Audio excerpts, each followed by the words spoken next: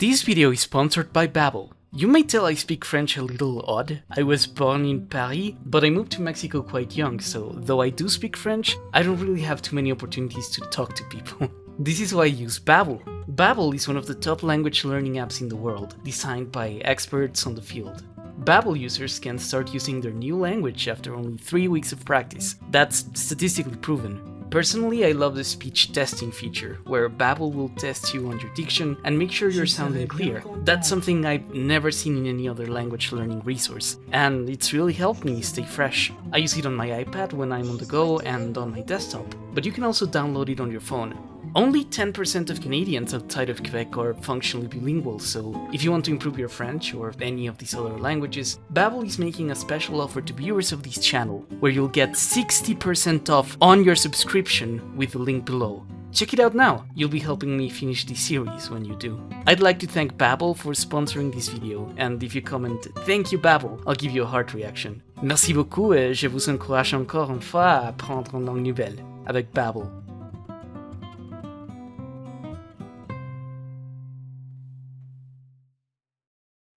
This is part 3 of a 3-part series, but because it was getting super long, I've decided to split it in 2. Sorry about that. The second part of this video is about 50% done though. If you would like to follow its development and get access to a single video combining the two of them, when that's ready, please consider becoming a Patreon.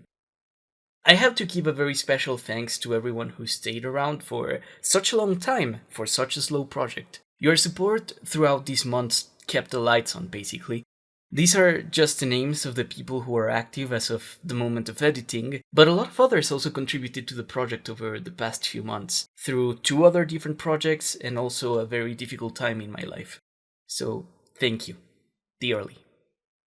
You can also support this channel by subscribing, liking, and sharing this video. If you would like to talk to me and discuss the content, you can join my public Discord server, or check out my streaming channel and its various associated links.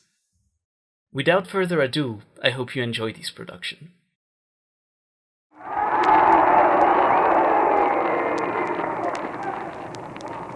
For nearly 4 years now, you have had an administration which, instead of twirling its thumbs, has rolled up its sleeves.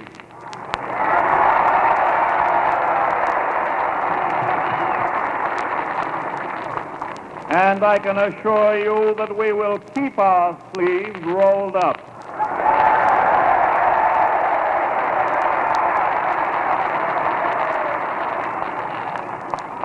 We had to struggle with the old enemies of peace: business and financial monopoly, speculation, reckless banking, class antagonism, sectionalism, war profiteering.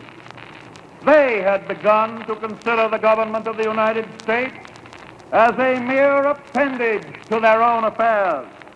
And we know now that government by organized money is just as dangerous as government by organized mob.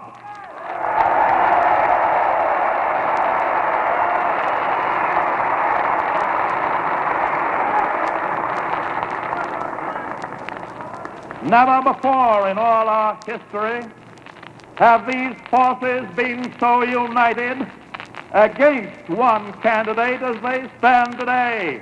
They are unanimous in their hate for me, and I welcome their hatred.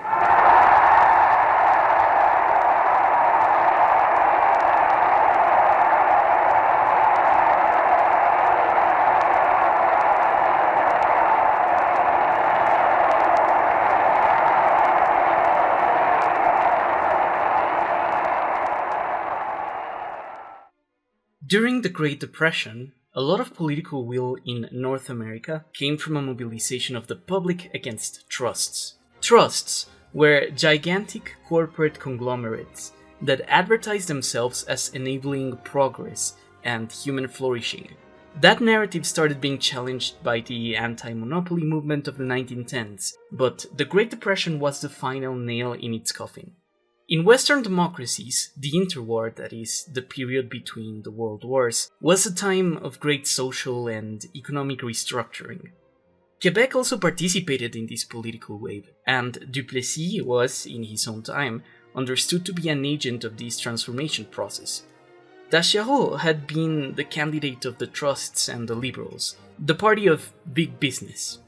Their problem being that the reputation of big business was only getting worse at this time. Duplessis might have had a conservative civic agenda, but his mandate did not come from that agenda in whole. A significant, and maybe larger part, was popular frustration with the PLQ, the Québécois branch of the Federal Liberal Party.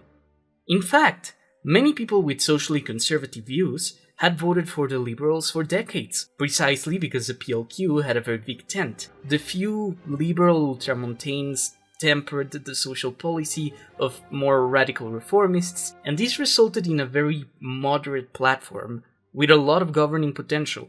Still, without the healthy markets they had based their success on, and after 40 years in power of course, the people wanted change. At first, the Union Nationale was the party of the PRS. They were a sort of inverted PLQ with a progressive minority in it that wanted to steer things in favor of unions, of social security, and antitrust legislation. But whereas the PLQ thrived on its big tent strategy, Duplessis' first term was both marked and doomed for the opposite approach. His hostile attitude towards the left wing of the Union Nationale alienated an entire faction of his coalition. He treated organized labor with antagonism, and he wasn't willing to mobilize the state against the excesses of the giant conglomerates. This at a time when doing so was politically mainstream. Rather than solving Quebec's problems, he was trying to create a Quebec for which he had solutions. Outside of that framework, said problems didn't matter or weren't for the provincial authorities to address. Combined with his hardline executive decisions, the government received a lot of backlash. This led to a rapid decline in approval for the Union Nationale. But rather than change his general strategy, Duplessis decided to gamble on the Second World War. By the late 1930s, it was clear that Germany was getting ready for round 2, and French Canadians were once again concerned over the issue of conscription. Duplessis called elections at this time to renew his term, convinced that Quebec wouldn't vote for the PLQ because of the liberal support of conscription 20 years ago, but the plan backfired. Prime Minister Mackenzie King had confirmed Canadian participation in the Second World War, but vowed not to institute a draft, and various of Quebec's senior politicians campaigned against the new Union Nationale government. The electorate ousted Duplessis that same year, with Adélard Godbout becoming the new premier and taking over the Legislative Assembly. The Union Nationale went from its supermajority to fewer than 20 seats. As a premier, I think Godbout is seriously underrated. He was the first of a new type of liberal, in a way, a progressive of sorts. Godbout passed women's suffrage during his first year in office. The Catholic Church had obstructed this for decades, enabled by the clerical nationalists and the Duplessis government, making Quebec the last province in Canada to enact universal suffrage. In this sense, Quebec was lower to do this than other predominantly Catholic polities like Ireland, which should tell you about just how much bolder the Church was here. Godbout also instituted the skeleton of Quebec's welfare state. He would take some education powers away from the Church and standardize requirements, setting guidelines for public childcare and healthcare, strengthening unions, and the crown jewel was creating Hydro-Québec, a state company that would start putting pressure on the hydroelectricity trusts. In a sense, it wasn't Duplessis who was behind the more transformative policy adjustments of his day, but Godbout liberals, frightened and invigorated by the prospect of a new Duplessis term. But as we discussed, Duplessis would have a second term. Despite everything, Godbout was compliant with his party line and the government in Ottawa, and as the Second World War got increasingly serious, there was a new conscription crisis. The incentives were there. The people of Ontario once again wanted to fight for the British Empire, very strongly so after the fall of France endangered the actual British Isles. Japan was also getting increasingly aggressive in the Pacific, and there were concerns over the security of British Columbia. As the mid-1940s came close, Mackenzie King was under lots of pressure to call for a draft for overseas service. Quebec, though, despite adding its own volunteers to the count, remained deeply suspicious of general mobilization. By 1944, Mackenzie King agreed to conscription, and once again the war would end before the draft could be of any use. Rhyming with the previous crisis, though not as severely, this controversy broke the Liberals in Quebec. Opponents of the draft on the right and the left punished Godbout in the ballots and allowed Duplessis to come back. He had rebuilt himself as the anti-federal leader of the opposition and gained a simple majority with which he was more politically astute. Once again a post-war governor in a victorious nation, he reaped the political and capital benefits of his historical conditions. But once again, he did not do much of substance. Development was happening around the provincial government rather than because of it. Duplessis understood how he could ground himself as a guardian of Québécois regional interests, and he made his job to complicate governance ties to Ottawa. He was somewhat successful. Duplessis was for sure less cooperative than Godbout, and he gave back to Quebec a feeling of autonomy, one that people perceived as weakening because of the Second World War. Duplessis aimed to create fiscal independence from Ottawa, which resulted in tens of millions of dollars out of the budget in the 1940s. He also returned to his conservative platform with more political maturity. Precisely as it had been done for decades prior, the state made its job to police the personal lives of the public. The 1950s brought the dawn of post-war consumer culture, which thrived in the entirety of North America. However, Duplessis judged it as decadent, condemned it, and did little to facilitate the Québécois to participate in this prosperity. But this time, things were different, and we'll have to take a look back to understand why. French Canadians were not given any choice when they took refuge in the Catholic Church. Losing their king after the fall of New France was significant, but regardless, it didn't seem incredibly contentious.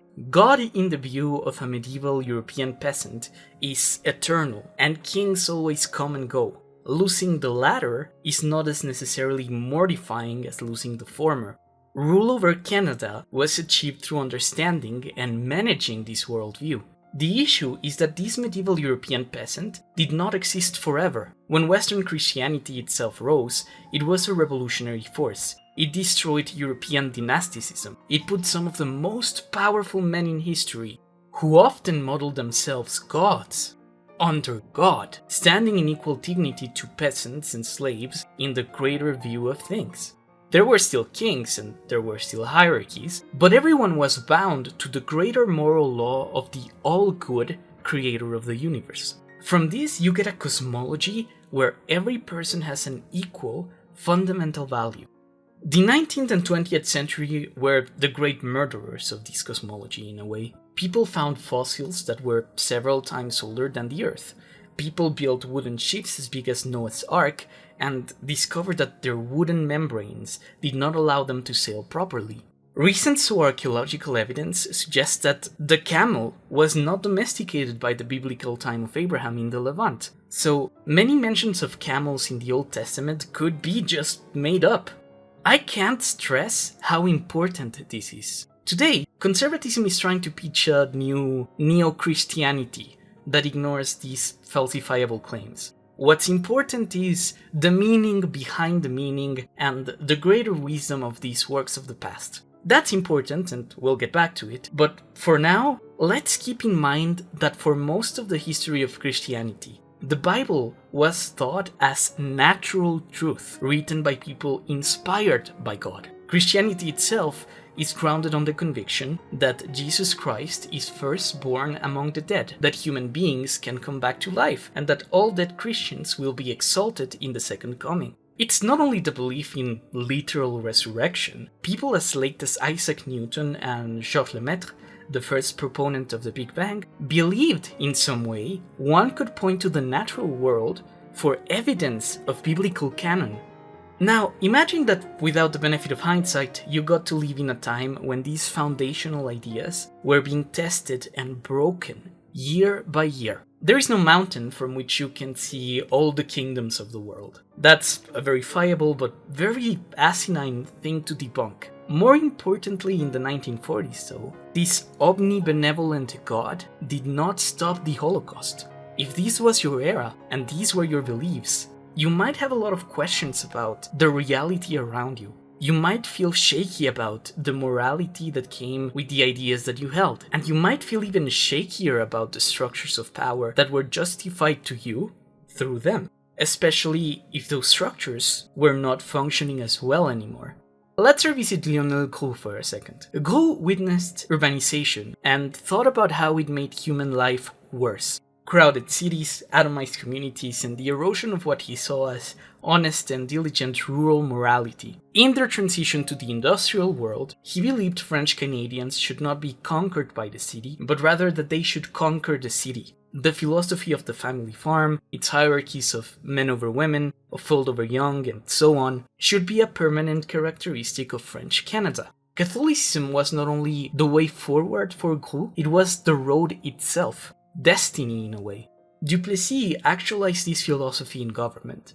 Economically, I don't think Duplessis was particularly transgressive. He wasn't a fan of the New Deal. Much like Taschereau before him, he worked through allies in the business sector and courted American investors. Importantly, he left the trusts alone. That stability he provided for business interests, along with significant opportunities for corruption, were some of his best keys to power. It was such an important part of his success that the reason why some people call him a fascist when he wasn't was because he was a corporatist. He believed, like Mussolini for example, that class conflict could be transcended if all of society, the workers, the capitalists, the bureaucrats, recognized their unity of purpose in the greater body of a people and its common good. Some higher ideal, Catholicism in Duplessis' case, can be used to overcome the excesses of capitalism and render socialism unnecessary. This is similar to American paternalism, which wasn't rare in the US back then, and arguably today. Fascism, however, cannot be fully understood as conservatism on steroids. Fascism is transgressive. It's an adoration of power and the desire to wield it. In the early 20th century, fascists actually split conservative families because they did want to change society, just in very twisted and stupid ways. Duplessis, on the other hand, can be understood as conservatism on steroids. He happened to embody what the ultramontanes and what the clerical nationalists were in their own time. Pragmatic Catholic political actors that kept a foot on the brakes of society, sometimes harder, sometimes softer. What made Duplessis stand out in the chain of premiers was that there simply was too much to oppose, but he was still very effective and rough in how he did it. Duplessis worked within the boundaries of Canadian democratic architecture, so no black shirts of course, but he still was a virulent reactionary, strongly opposed to any reform that threatened his idea of social harmony through tradition. In this era though, French Canadians were paying expensively for that old Quebec. New technologies and life opportunities were blossoming around them, but all of them, if not most of them, were inaccessible. The world was moving, experiencing a more normative trajectory of the secularization thesis, and the Québécois were witnessing this close to home, yet not at home. Duplessis' harshest critics will portray his tenures as a sort of dark age in an era of progress. Le grand noirceur, they say. This is a tempting simplification, but it's not completely accurate. Duplessis was in his own right a catalyst of urbanization. He contributed to infrastructure and the generation of wealth, but he wanted those under very specific terms. His political project rested on empowering Quebec to remain a Catholic, French, and distinct entity in Canada. And he knew that that couldn't be achieved in a state of underdevelopment. Yet, he wasn't only interested in his rivals in Ottawa, but also an imaginary enemy within, the forces deteriorating the province's conservative Catholic makeup. Ultimately though, said forces were time factors beyond anyone's control, as the Québécois became empowered, not as Christians, but as a political community. A lot of old habits withered away. If anything, their continued bond with hyper-traditional Catholicism was achieving resentment. There could have been a reformulation of clerical nationalism into something like a Christian Democrat movement, but there wasn't one, namely because from the clerical nationalist perspective, the French identity, as Le Flèche had stipulated, was in service of the Catholic faith. From this point of view, it wasn't Catholicism sustaining French Canada, but French Canada sustaining Catholicism. Clerical nationalists got their power from elections, but their authority in a greater sense came from the divine. They were more shepherds than public servants, and people grew to dislike being treated as sheep. Clerical nationalists never abandoned the perspective that they weren't there primarily for the benefit of the public. The public was there for the greater glory of God. Being good Catholics was the best thing they believed people could be, and they wouldn't facilitate alternatives. As their obstruction of Québécois public and private life became more meaningful, the discourse in Quebec, now at the level of the regular person, formed a powerful idea that the Québécois' interests as a people could be different from those of the church, even opposed. And since clerical nationalism never reconsidered its stances, their political reputation was irreparably damaged. And in this sense, the ends of Christianity brought about the end of Christianity. An artistic movement called Les Automatistes emerged around 1948, and they called for an end to stagnation. They wrote a manifesto in which they famously identified French Canadians as a little people, shyly insular and apart from a world of progress and innovation in the name of outdated values. In their works, you will see they don't only want to rid themselves of restrictions, but also make up for lost time and use their collective memory under the church as a rallying cry to push forward and join the family of developed nations. Then, a year later, the Duplessis government began its downward spiral with the asbestos strike of 1949. The asbestos strike was a classic labor dispute. What made it special was how big it got. The miners were bargaining for higher wages, but more importantly, better working conditions as far as asbestos dust was concerned. Asbestos is a material that was widely used in construction, manufacturing, and certain consumer goods. And it's also highly toxic. Since the 1930s, it had been linked to cancer and lung fibrosis after almost minimal exposure. In fact, if you live in a relatively old house, you should definitely get it removed if you want to, well, live. And the miners, almost all from the eastern townships, worked in very poorly regulated mines, where they came in direct contact with the materials. For a long time, negotiations between the parties were not getting anywhere. So, the business leadership called Duplessis to intervene. He summoned the police to break up the strike, but this just resulted in a violent escalation, which he quashed with even more police violence. The miners were coerced to go back into work, and asbestosis remains a problem in the eastern townships to this day.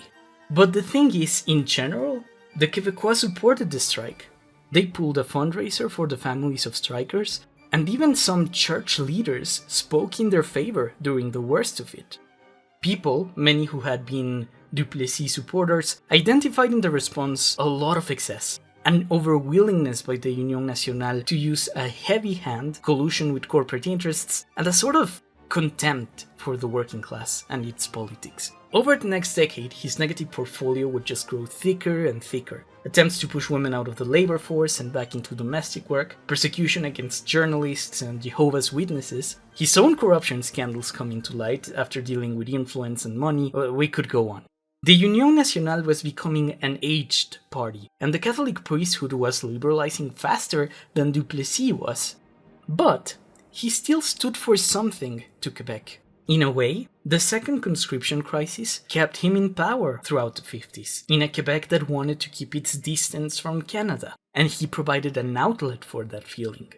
Interestingly though, this growing regionalism also came with a decreasingly traditional society. We can't know for sure, but it's interesting to wonder just how many people voting for Duplessis were voting for provincial autonomy rather than his ultra-conservatism. Duplessis died in office in 1959. That would end him as a figure in government, but sympathy for the idea of Duplessism would wither at the hands of a darker event. Due to the institutional configuration of Quebec, the Catholic Church managed many institutions of care. The government would provide limited funding, but it was up to churches to run the social assistance part of it. One such program was orphanages. Mothers who could not take care of their children would often leave them in the protection of monasteries. Because of Quebec's family culture, there weren't many orphans compared to the rest of Canada. But those unlucky few who were there would face a lot of stigma for being born and raised out of wedlock. Churches didn't have a lot of resources either. It would often fall on nuns to take care of dozens of toddlers at a time. Duplessis, who as we've discussed made his job to obstruct federal encroachment and federal funds, found it difficult to find revenue streams for welfare. But among the Byzantine mess of agreements that were in place, his government found a loophole. Federal funding options for orphanages wasn't especially high, but funding for psychiatric institutions were over twice as big per resident. So in order to ease the financial burden of the province, the church and the state colluded to turn many of these orphanages into mental asylums. Prior to this decision, the orphans didn't have a good situation. They would often be excluded from the education system and discriminated against. Malnourishment and understimulation also slowed their mental and physical growth. But when the orphanages turned into asylums, a whole new wave of abuse opened up, which the staff justified in the impoverished development of the orphans. Needless to say, they were treated like the mentally ill were treated in the 1940s, and they also were unable to fend for themselves or access different guardians. In a scenario that tragically rhymes with residential schools, these orphans were subjected to physical and sexual abuse, experimental treatments such as lobotomies, and murder. As with the First Nations, hidden corpses have been found and linked to these facilities. The survivors would sue the government of Canada many times and receive compensation for it, but a lot of that wouldn't come about until they were middle-aged adults in the 90s. When the story broke out, it infuriated Quebec, and that discovery would only cement how bitterly this government is remembered, how it condescended people and claimed to act for their benefit, while it also put citizens in harm's way for the sake of conservatism. In a way, it's curious that what today is for us a very modern problem, protective, nativist, nationalist demagogues with a veneer of social conservatism that compete in the democratic process, began to be tried and tested in Quebec over 50 years ago. So this should remind you of someone. After Duplessis and Duplessism went away, Quebec would have a virtually uninterrupted stream of progressive government that took its first break in 2018. And this radical transformation is one of the most interesting exercises in nation building that there are.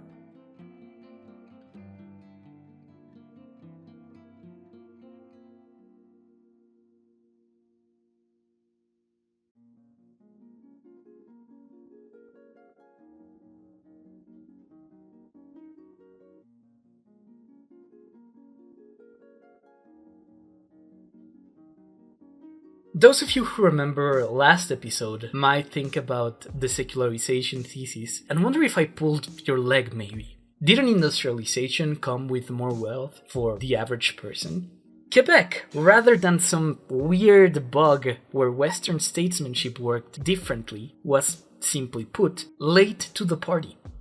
This argument might be legitimate. From my own political standpoint, I think it makes sense, but it also misses something important, and that's that all this technology we talk about was already there during the Duplessis years. An urban Quebec, at least in major cities like Montreal, I finally said it right, are you happy? Could be discussed in a continuum going back to the 1880s. What happened was not that Quebec reached a certain level in its skill tree, and then a secular civic culture popped up as a reward. Rather, the secularization of Quebec resulted from popular will.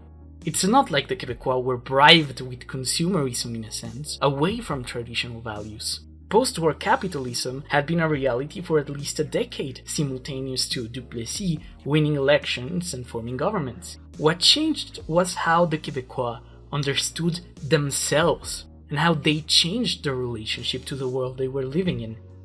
The asbestos strike framed this in public consciousness. There are extensive commentaries about this abstract issue from reflections of this one event. Picking one, I'll give you the views of a young lawyer, a certain Pierre Elliott Trudeau. In 1949, the memorable asbestos strike occurred because the industrial workers of Quebec were suffocating in a society burdened with inadequate ideologies and oppressive institutions. Because the national importance of the working class was out of all proportion to its low prestige, because its economic gains as a class were accompanied by a loss of social status, the peasants became proletarians, only through sacrificing their social standing as parishioners, voters, patriots, etc. And because our moral and political philosophy of labor did not take enough notice of the fact that we had become an industrialized people. And in that last sentence we find the heart of the issue. For feudalism to work, and in particular for Quebec's farmer and parish-oriented social fabric, what was needed was a static peasantry that could do agricultural work. For capitalism to work, there needs to be a highly mobile and adaptable workforce. These two cannot coexist in large numbers, and that's why in the industrial age, one had to die in favor of the other. We could say Quebec had joined such an industrial age with people who continued to attach themselves to this feudal identity, and it is in that lack of realization, and I should say eventual realization Trudeau speaks about, where we can begin to talk about nationalism properly. I started this series by comparing Quebec to Latin America, but I've come to realize that it's a bit of a broad starting point. Of course, French-Canadian society has many parallels to its Latin American counterparts. Problems caused by unclear boundaries between church and state, a language and a culture which resulted from the admixture of native and settler colonial societies. We could go on.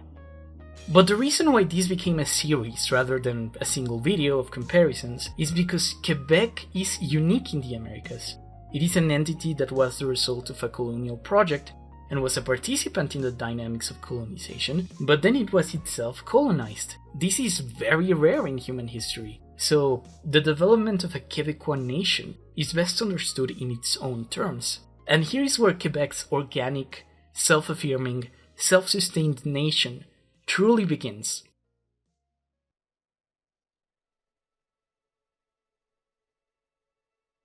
In the aftermath of the Duplessis government, Quebec had to contend with two questions: what to do with industrialization and what to do with Confederation. There were two strong intellectual currents that framed this debate. The first were PLQ liberals under Premier Jean Lesage. Adélard Godbout's political heirs ousted the Union Nationale for good. These liberals put an end to the church and state political traditions of Quebec.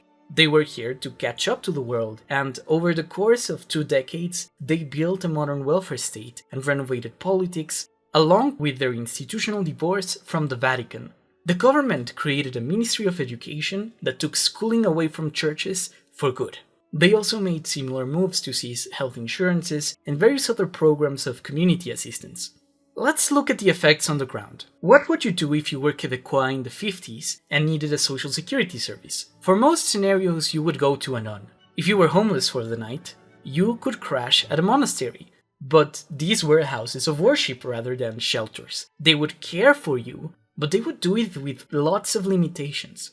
If you were homeless in the 60s now, you would live to see nuns become increasingly replaced by a generation of specialized social workers who were more interested in a transformative agenda. You would be assisted by people with a vision of addressing homelessness as a social condition, rather than the homeless with charity and relief. The human, political, and economic capital of the church would be so ravaged so quickly that it's hard to find terms to describe it. I think the best one is a native Québécois expression for these changes that started in the 60s. The Quiet Revolution.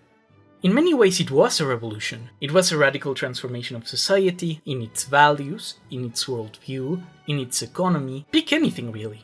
That being said, it was anything but quiet. It was a renaissance for feminism, for music and art, for journalism, and so many things that covering them all could be its own video. By the 70s, 22 in 25 young adults were not going to Sunday Mass. By the 80s, the absolute number of priests in Quebec was cut in half despite the dramatic population growth of the baby boomer generation. And I have to stress, it wasn't that the 20th century had just arrived, it was that Quebec's people decided to change their relationship to the 20th century. This era also intersected the American civil rights movement. Many activists in the American student, feminist, and Red Power movements brought their organizing experience to Canada, and the various minorities of French Canada who weren't white male francophones in Quebec, the primary beneficiaries of the radical transformations of the 60s, would find their own interests brought forward during the 70s and 80s. With more francophone universities, land acknowledgements, compensations, and the arrival of the sexual revolution. So this was the PLQ, but it wasn't all sunshine and smiles for them. For all their renovations, they were still the party of conscription. Besides, where were they getting all this money for social programs? Some of it was tax revenue of their objectively better social democratic economy, but they were also withdrawing a lot of Duplessis-era revenue blocks with the federal government. The caveat is that Quebec was getting a better welfare state, but Canada was kind of paying for it. In a hypothetical third conscription crisis, or a similar event, Ottawa could have used that fiscal dependence to get its way. For better or for worse, the Lesage Liberals were a federalist party. They were of course very intelligent and understood Quebec's desire to be empowered. Perhaps short-sightedly for their political interests though, they dressed themselves in a language of nationalism, of the rising francophones becoming masters in their own home. At its most radical, this is a deeply localist sentiment, and this is where we talk about our second intellectual current, neo-nationalism.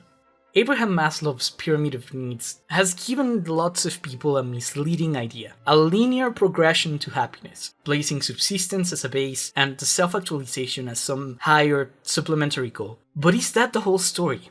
What comes first, the wish for security or the wish for recognition? On some level, the pursuit of status can motivate people to get money rather than the other way around. In many cases, self-actualization can drive people to deprive themselves of basic needs. Think of how many young adults trying to pursue personal projects or college educations live in quite precarious conditions, which they willingly accept as prerequisites to an achievement. Why? One relevant explanation, referencing Adam Smith, is that there is a degree to which poverty places man outside of mankind. Oftentimes, solving problems of scarcity, of inequality, has a lot to do with issues of dignity, a desire to be inside mankind. Consider a woman working at a high-end American law firm. If she makes 80% of a man's salary in that income bracket, she's in no sense economically deprived. In fact, she might well be in the top 1% of global incomes. However, her work not being equally valuable to her co-workers remains an important matter. If the firm took a man and a woman with such a wage difference and addressed it by duplicating both salaries over the course of 5 years, both would have more money, but the fundamental underlying injustice would remain. This conflict is not about wealth in absolute terms. It's about social justice and essential, fundamental respect.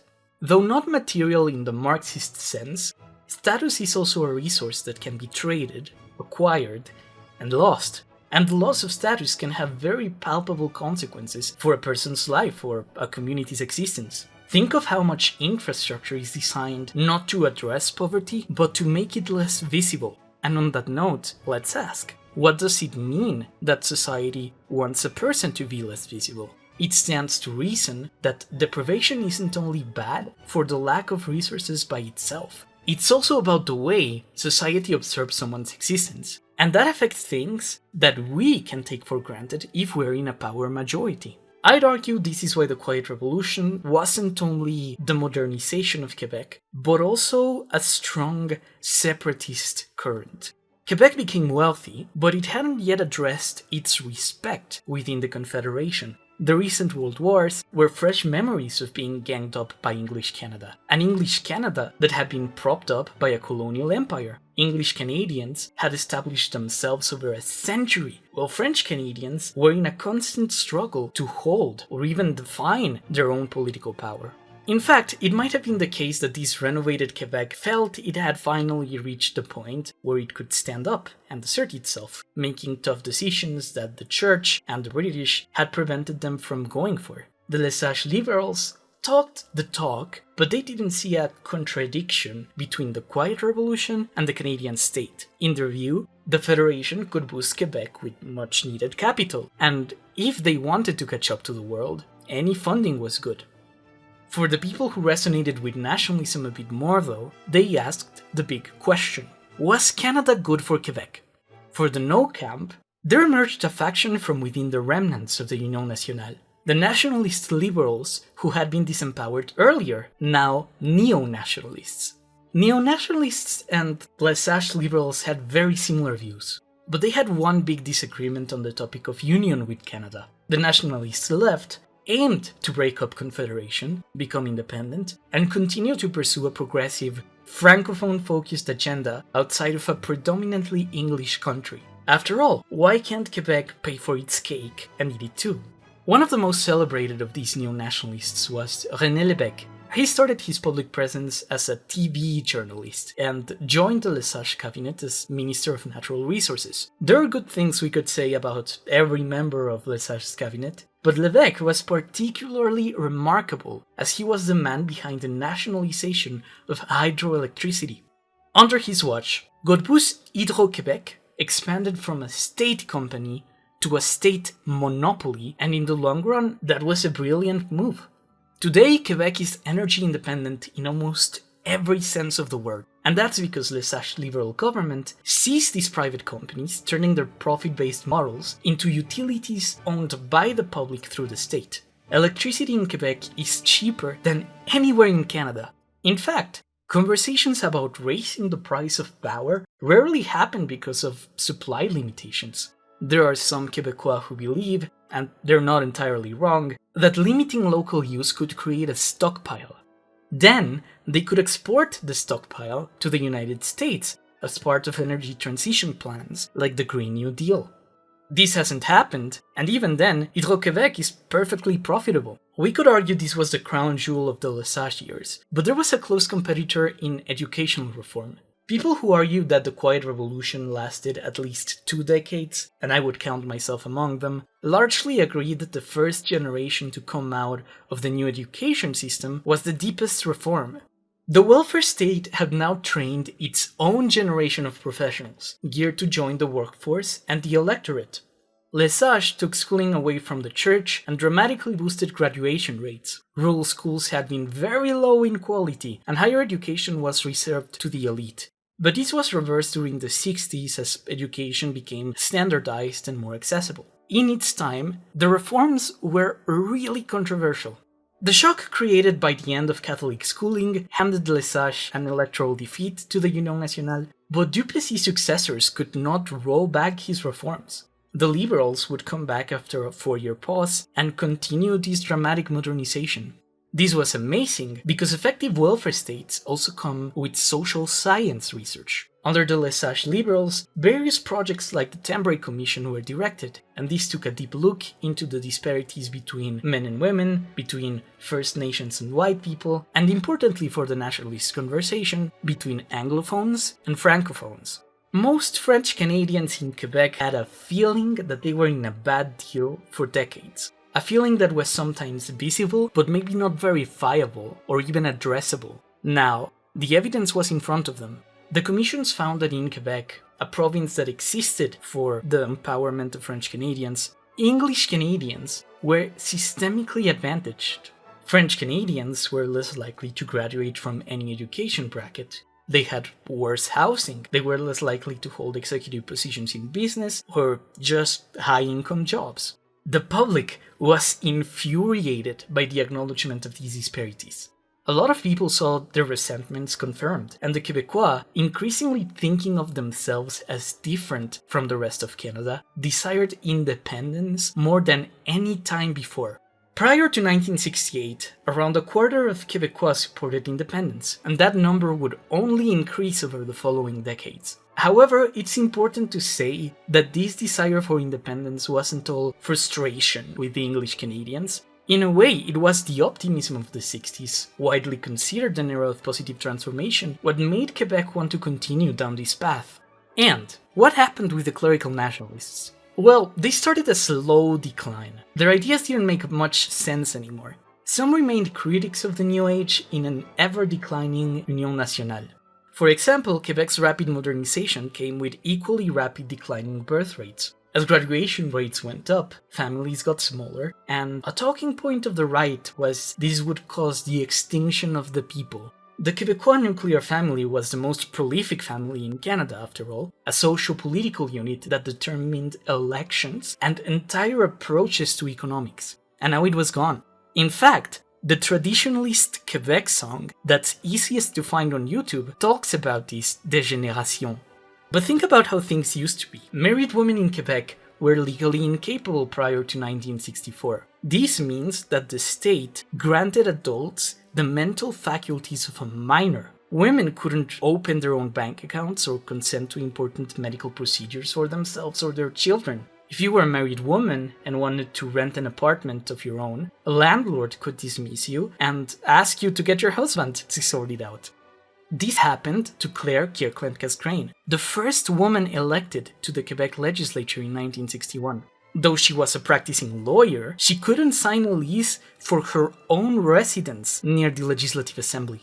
In 1961, the Catholic Church condemned abortion and birth control under pain of excommunication. If you're a Catholic today, you could realistically rely on either and make peace with it personally. Back when the church was a more powerful political entity, though, it would have worked to ruin your life and relationships to make you an example to others. It still does that in Africa with condom use. In all of Canada, it was estimated that around 75,000 clandestine abortions happened in 1963. Around 40% of them needed hospital treatment afterwards, and around 100 women died trying. If you are my age, one of your first interactions with the American Congress might have been the satanic panic over Pokemon or Harry Potter, with people claiming that video games and movies corrupted children by exposing them to demons and magic. It was very annoying, but nothing came out of it aside from silly conversations. In Quebec, their equivalent of the satanic panic was much worse. Girls who attended Catholic schools were expelled if their teachers found out they attended the Elvis Canada tour and were told by angry nuns that they were doomed to hell. How's that for right-wing cancel culture? The fact is, after Lesage, more marriages were consensual. Divorce was an option for most people who wanted it. Women were freer to pursue their autonomy, both sexually through the use of contraceptives and economically through the pursuit of careers. Despite the problems declining birth rates can represent for a society, clerical nationalism is a holistic deal you can't take the good bits from in a practical sense. After the 60s, it was safe to say nobody wanted its solutions, either then or now, because those solutions come with a full package that Quebec did not want anymore. Quebec had joined a vibrant North American modernity now, and with most people acquiring a progressive political temperament, the questions central to society became of a different sort.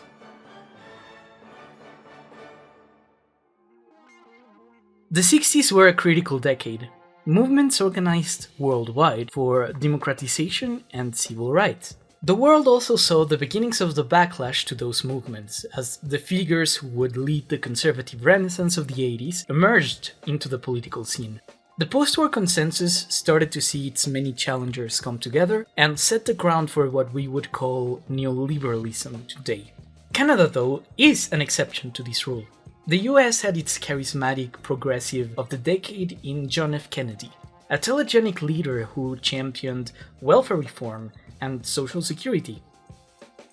However, Kennedy was murdered in an incident that changed the tone of American politics. What died with JFK was not only an American politician, but also a type of American politician. Force and proud defensiveness became the new traits sought in American leadership, both in response to anti-communism and to desegregation. This is why I think the best thought experiment Americans could think of to understand Pierre Trudeau and what he means for Canadians today is to imagine a Kennedy that survived.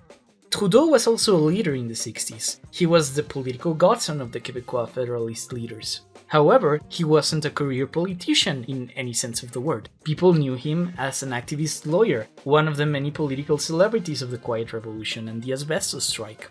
Trudeau was also bilingual, athletic, and a very charming person. His success was built on two axes. The first was the record of the federal Liberals under Prime Minister Lester Pearson. Pearson did okay, and grandfathered this young and reluctant Trudeau into the Liberal Party.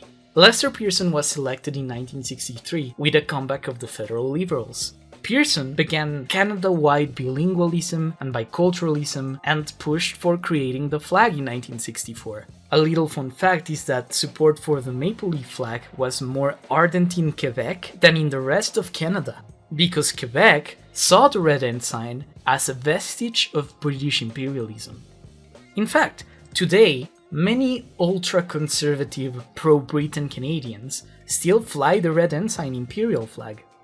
Pearson is a sort of grandfather to modern Canada. While Quebec had decades and even a couple of centuries if we're really generous to discuss its own identity, English Canada's identity had always been linked to Britishness. After the World Wars though, English Canada felt it had justified its own existence apart from the empires. This is of course simplified, and discussing what exactly English-Canadian identity is its own topic, but what's important is that Pearson started the symbolic and political shift to a Canada that was more its own thing in the world stage.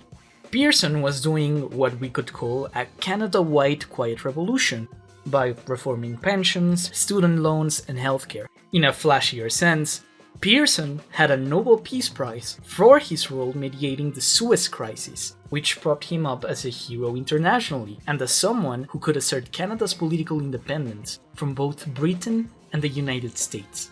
The second axis is that Canada as a whole was always afraid of the collapse of Confederation.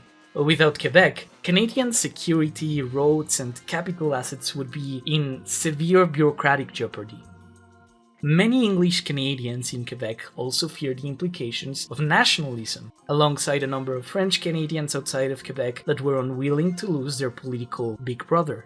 Here's where René Lévesque was an interesting fold to Trudeau. He was older, but also a TV-friendly personality who had more executive experience as a minister of the Lesage cabinet. He was jaded and militant for separation after experiencing the federal government's dismissive attitude towards French language media as a TV reporter.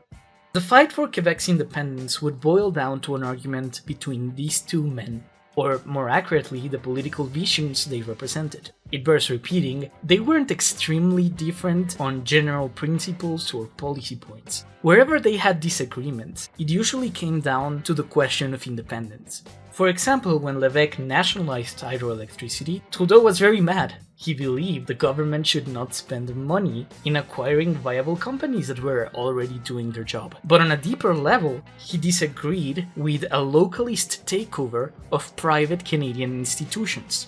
On the 100th anniversary of Canadian Confederation, Montréal held a celebration called Expo 67. Expo 67 was a world fair, but for Quebec it had another meaning.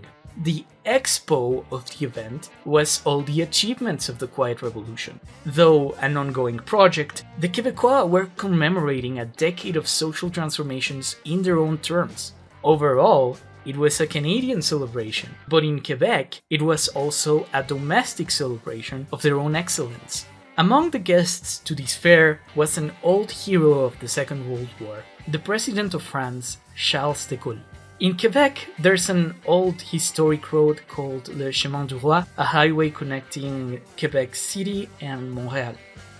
The road was named that way during the colonial era because it was the hope of the governors of New France that one day the king would visit and see all the great things being built there. Of course, New France disappeared before that could happen, and so did the king of the French. What that meant, though, is that the first French head of state to see it from top to bottom was de Gaulle, in this heated cultural moment of self-overcoming. De Gaulle's visit and tour had a theatrical and prophetic aesthetic to it. De Gaulle himself was probably into it a little too much, as he tended to be in events like these. Massive crowds gathered to see, scream, and welcome him to cheers and flags. Upon arriving in Montréal, he had reached the expo, where a venue was waiting for him with a podium for a big speech on top of the city hall, to an ecstatic crowd of thousands. Voilà ce que je suis venu vous dire ce soir, en ajoutant que j'emporte de cette réunion inouïe de Montréal un souvenir inoubliable. La France entière sait, voit, entend ce qui se passe ici. Et je puis vous dire qu'elle en vaudra mieux. Vive Montréal, vive le Québec.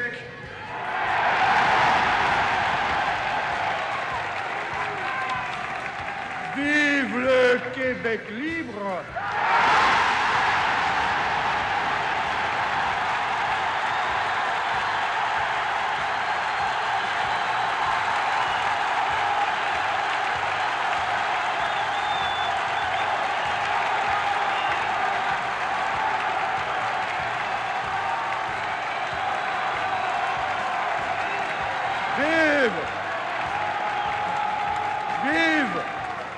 Vive le Canada français et vive la France!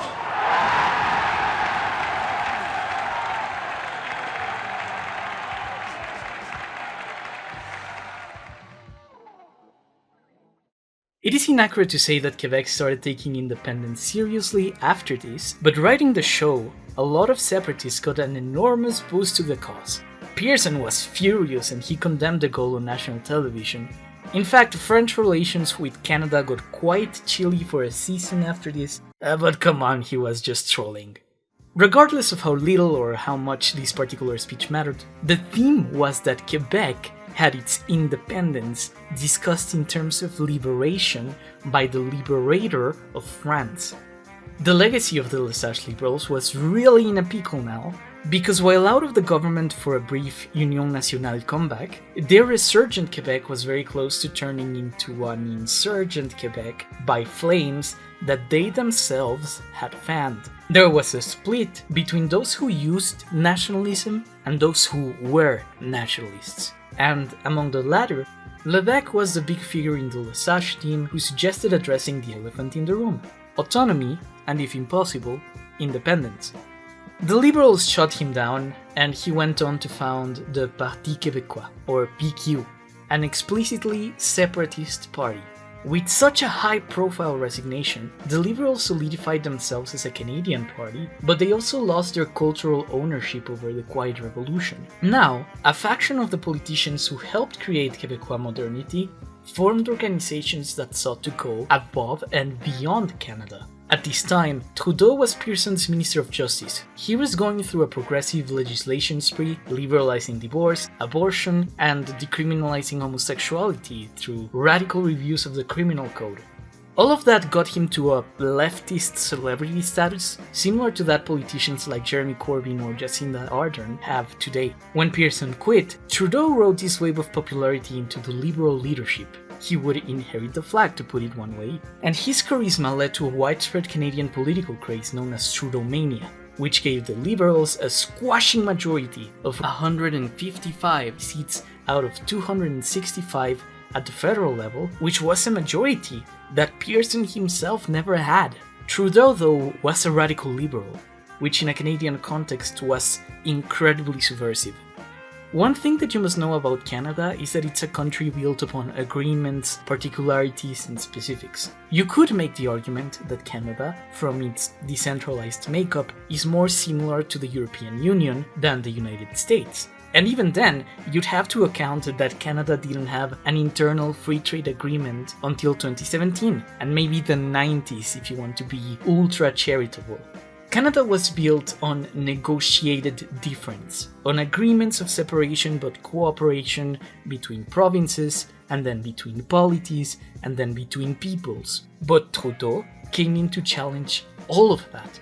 Trudeau believed in a universal Canadian identity. One was Canadian first, and he proposed Canadian meant a commitment to liberal values and ideals. It's very American in a way if you want to annoy the funny bones of Trudeau fans. Trudeau was against the idea of protected classes like the First Nations, Francophones, and racial minorities. Not because he hated them, but because he believed in a very fundamental liberalism.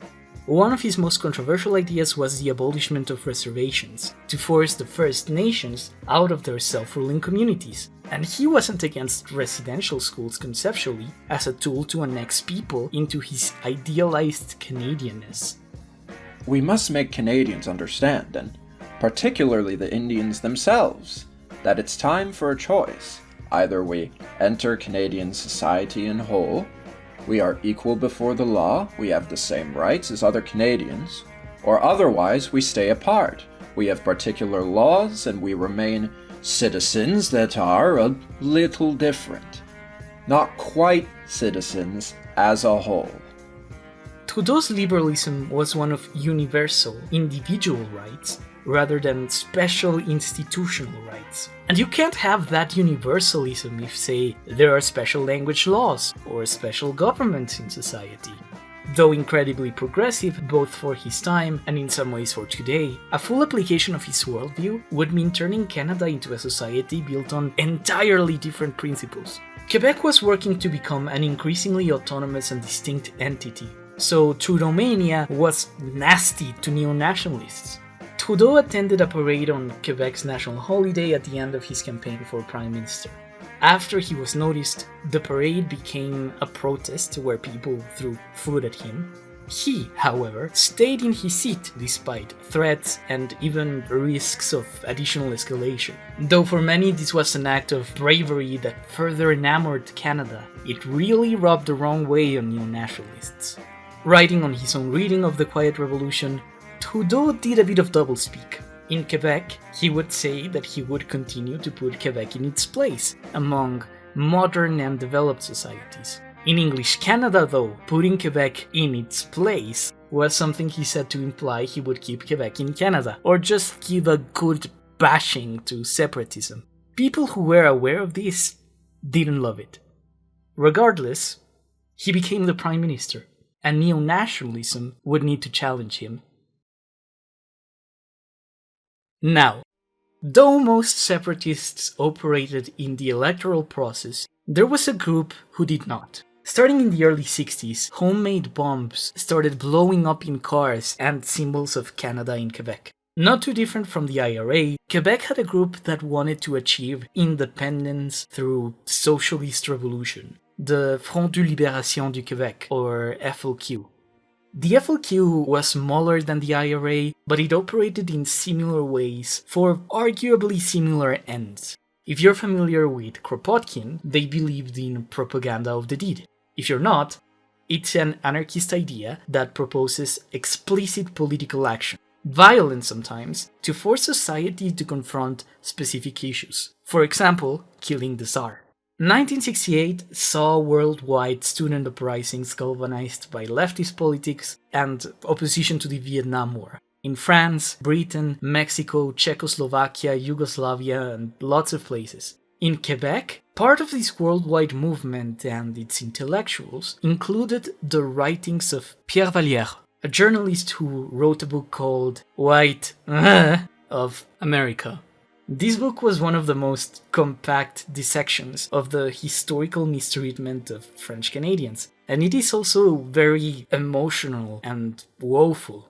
It reads like a lament at times, and a frustrated rant at others.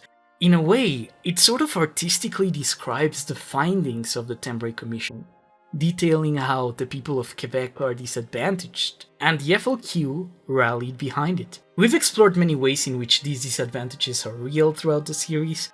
I think at this point we can agree that London and Ottawa were complicit in a stunting of French-Canadian society, roping them into wars, treating their education system with apathy, trying to flood them out of democratic power with imperial settlers, and co-opting their religion as a tool of political control. All of this is undeniable.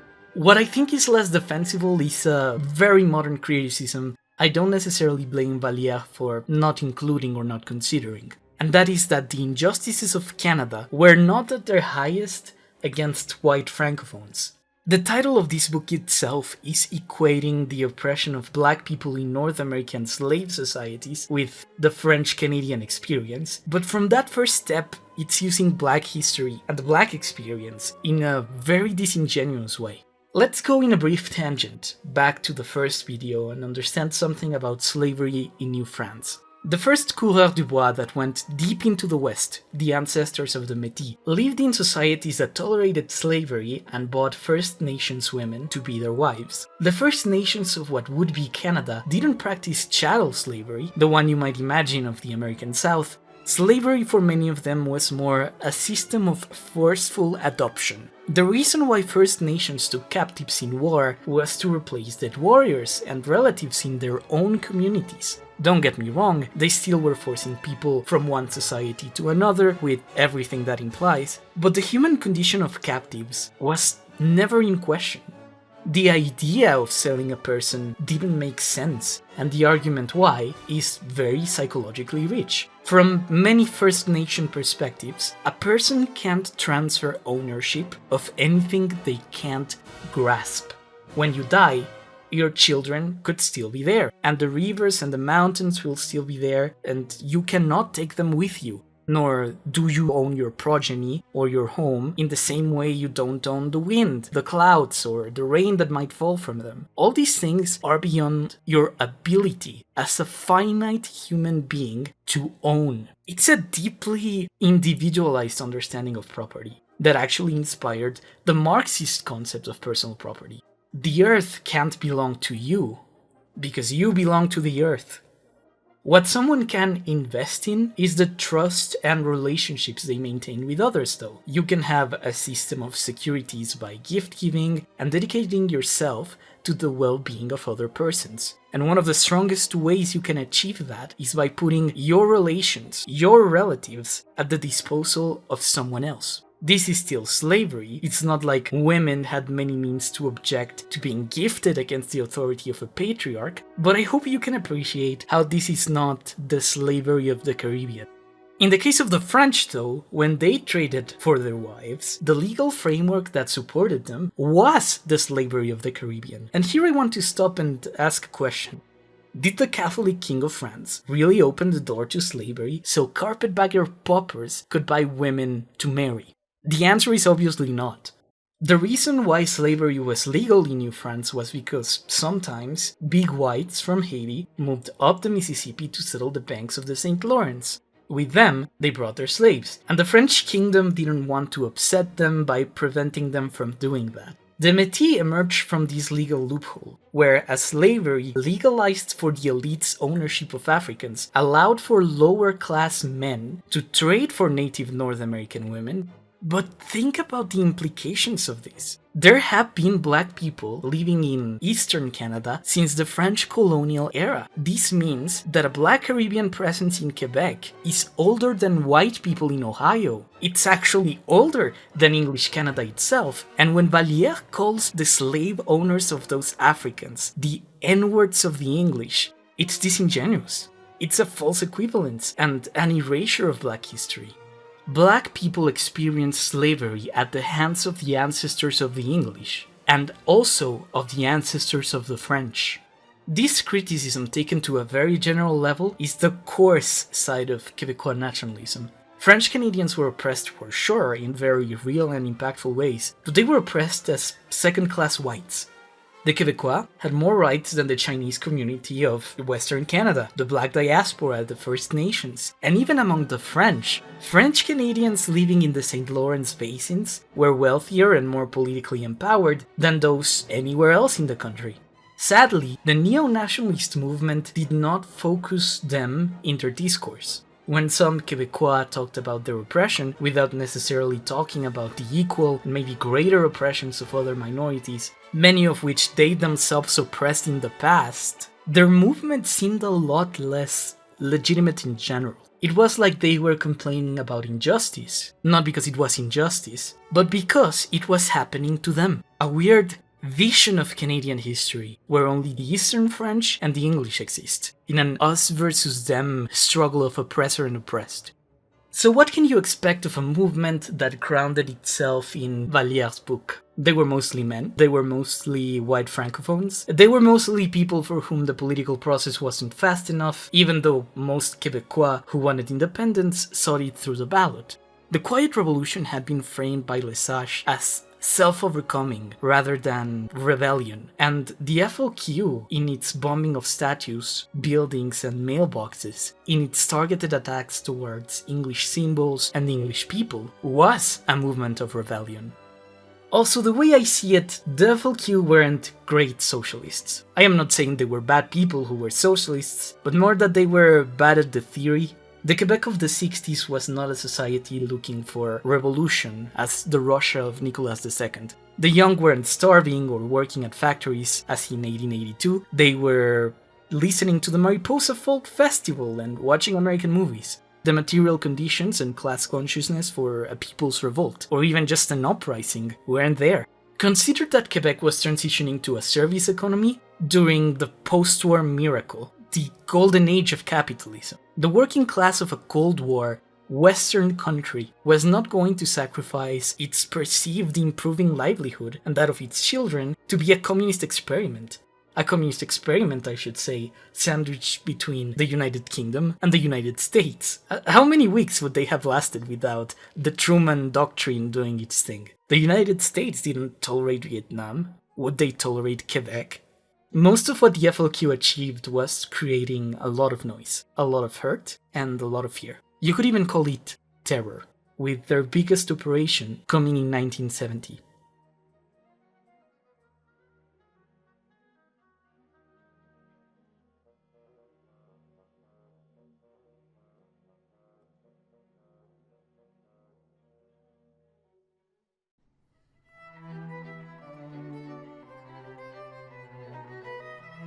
Bonjour, hi, once again. This video is a kind of return to the classics. It was drawn entirely by me and Nyanja, who has rebranded as Tulo, Tupoli, or Panja. As a friend of the channel and someone who will be moving to a new project soon, I wish her nothing but the best and hope that she can get a big boost as a creator. You can help her achieve that by following her social media, which is all listed below. I would also like to thank Layman, a Canadian YouTuber and Twitter personality active in the Canadian sphere. We've been friends for a couple of years now, and he's a big fan of Pierre-Elliott Trudeau, so I thought it'd be a good opportunity to shout him out by making him voice him over. At the time of publishing, he's about 250 subs away from the big 1k you need for monetization, so let's see if we can push him there. Just as every other time, all music, assets, and images used in the video are provided.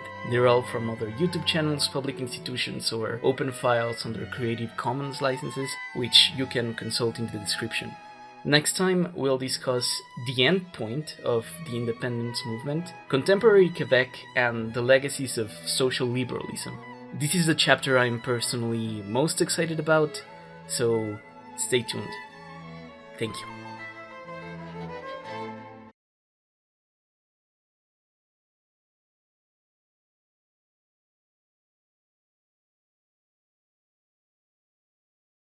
Rien ne peut donner l'idée de ce que fut la vague immense de foi et d'espérance française qui souleva le peuple tout entier au Québec au passage du président de la République. De Québec jusqu'à Montréal, sur les 250 km de la route longeant le Saint-Laurent, et que les Français canadiens appellent le chemin du roi parce que, jadis, pendant des générations, leur père avait espéré qu'un jour, un chef de l'État français viendrait à la parcourir. Des millions d'hommes, de femmes, d'enfants s'étaient rassemblés pour crier passionnément « Vive la France !» Et ces millions arboraient les centaines et des centaines de milliers de drapeaux tricolores et de drapeaux du Québec, à l'exclusion presque totale de tout autre emblème. Partout où je faisais halte, ayant à mes côtés le Premier ministre du Québec et tel ou tel de ses collègues et accueillis par les élus locaux, c'est avec un enthousiasme unanime que la foule accueillait les paroles que je lui adressais, pour exprimer 3 évidences. D'abord, vous êtes des Français. Ensuite, en cette qualité, il vous faut être maître de vous-même. Et enfin, l'essor moderne du Québec, vous voulez qu'il soit le vôtre. Après quoi, tout le monde chantait la Marseillaise avec une ardeur indescriptible. À Montréal, la 2e ville française du monde, et qui était le terme de mon parcours, le déferlement de la passion libératrice était tel que la France avait le devoir sacré d'y répondre sans embâche et solennellement. C'est ce que je fis.